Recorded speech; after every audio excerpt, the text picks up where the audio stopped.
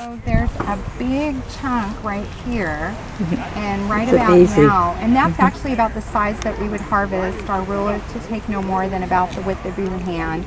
I've got pretty small hands, so this is probably a gentleman's size bag. And ideally it would be on a tree that's not too much bigger than, about 12 to 15 inches in circumference. When you get into the really huge trees, this gets too thick and too cumbersome to monkey with. You really want it to be a little bit thinner. And see how thin this is? That's actually preferable because it's from a younger tree and you don't have to go back and keep splitting it and thinning it down to make it small enough to work with.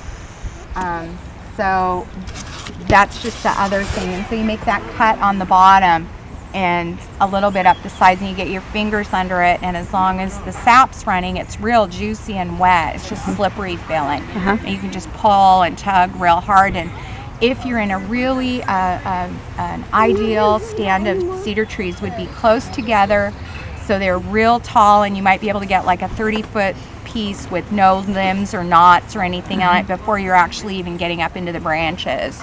So even if they were berry picking, camas harvesting, whatever, they had a real sense of you don't just strip an area clean, because if you do that, that's going to prevent that area from regenerating and being able to go back and use it again. So they're always sort of, in that sense of just going along and harvesting was a Here and there. Yeah, it was a moving process. You were moving through to gather things and not just taking everything in sight.